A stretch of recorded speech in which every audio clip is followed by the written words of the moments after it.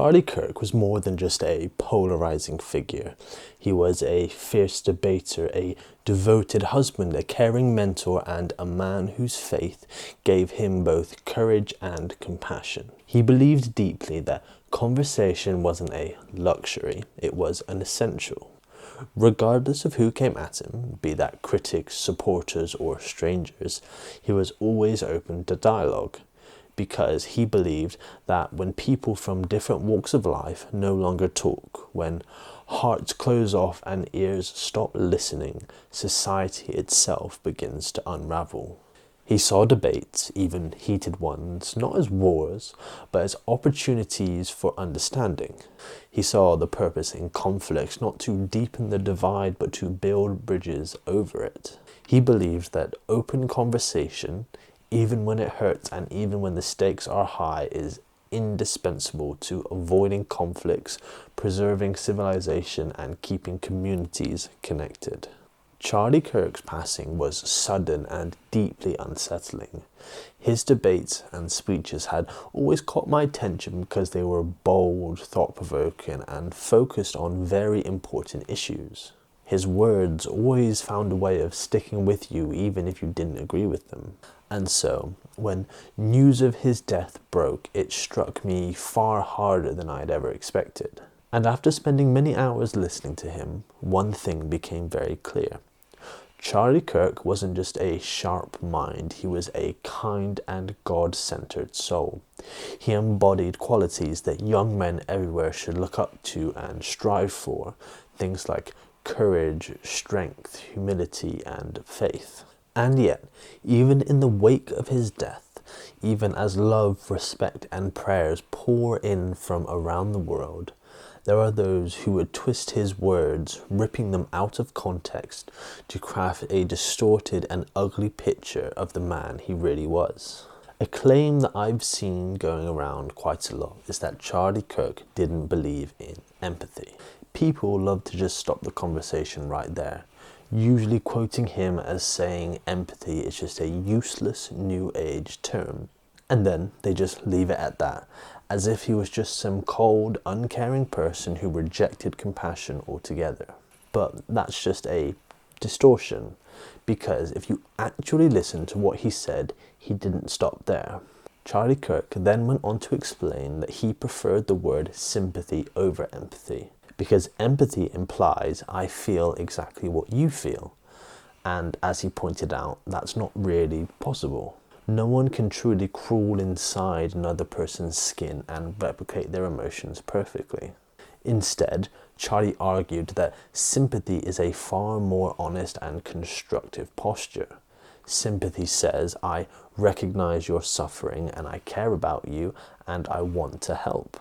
By leaving out this crucial context, critics have painted him as dismissive when, in fact, what he was trying to do was elevate the conversation. He was saying that compassion should be expressed not in pretending we literally feel what others feel, but in showing up, acknowledging their pain, and choosing to care for them in real, tangible ways.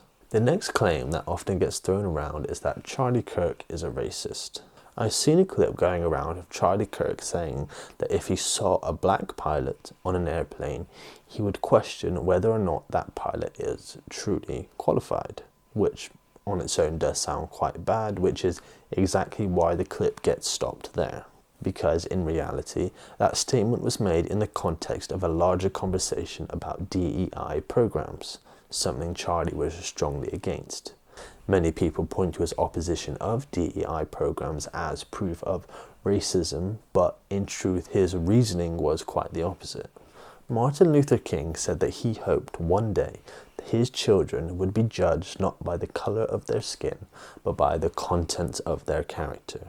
And Charlie Kirk believed in this same principle. And DEI completely undermines this. DEI doesn't care how hard someone worked or how much they've prepared or how much they've earned their position. Instead, it filled quotas based purely on appearance. This is a complete betrayal of King's vision, and Charlie thought DEI was completely disrespectful. And it's also worth remembering that Charlie Kirk had close friendships and working relationships with many black leaders, including people like Candace Owens and Officer Tatum. The last claim we need to address is probably the most serious one, and the claim is that Charlie Kirk is a fascist. To understand how ridiculous this claim is, first let's outline the defining features of fascism. First, there's authoritarianism, a strong central power with little tolerance for dissent. Then there's nationalism, extreme pride in one's nation, often tied to xenophobia and racism. Then militarism, glorification of violence and rigid discipline. Then anti-democratic rhetoric, a complete rejection of elections, checks and balances. Then there's the cult of the leader, a single figure elevated to be the embodiment of one's nation. Then corporatism, tight control between the state, business and social institutions. Then there's the suppression of opposition by censorship, propaganda and violence against critics. Some famous fascists include Benito Mussolini, Adolf Hitler and Keir Starmer. Now, I'm of course joking. Keir Starmer is in no way authoritarian and would never dream of oppressing his dissenters. But anyway, the idea of calling Charlie Kirk a fascist is completely absurd. This was a very brief explanation of fascism, and in my next video I would dive deeper into the meaning and origins of the word. So, the truth is, Charlie Kirk was a champion of free speech. He didn't run from opposition, he invited it. His debates were open, his events welcomed tough questions, and he constantly pushed for dialogue across political divides. This is the exact opposite of fascism. To call him a fascist is not only dishonest, it erases the meaning of the word itself and insults the real victims of actual fascist regimes. Now, Charlie Kirk wasn't perfect, but he wasn't the caricature that his critics tried to paint him as. He was a husband, a mentor, a man of faith, and above all, he was someone who believed that the truth was best discovered in the clash of ideas, not in the silencing of them. That's the legacy he leaves behind.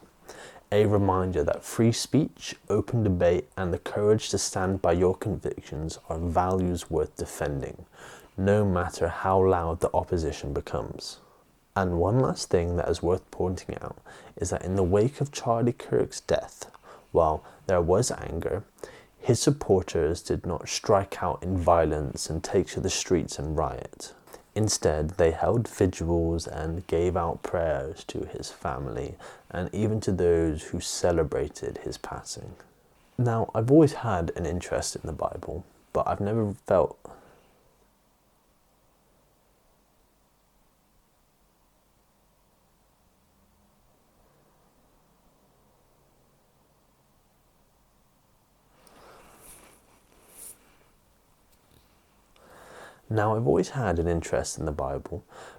felt a real push to sit down and read it, and that changed after Charlie Kirk's death. Something in me shifted and I felt a strong urge to sit down, open it up and spend some time with him. And for the past 11 nights I've been reading it every evening. And I've come across a story that reflects the way I saw Charlie Kirk. In the Gospel of John, there's a moment when Jesus is sitting in a temple, and he's been portrayed as a peaceful figure. The Pharisees, who want to test him, bring a woman to him and say, "Jesus, look, this woman has committed adultery, and the law is very clear. She must be stoned to death." At first, Jesus doesn't answer.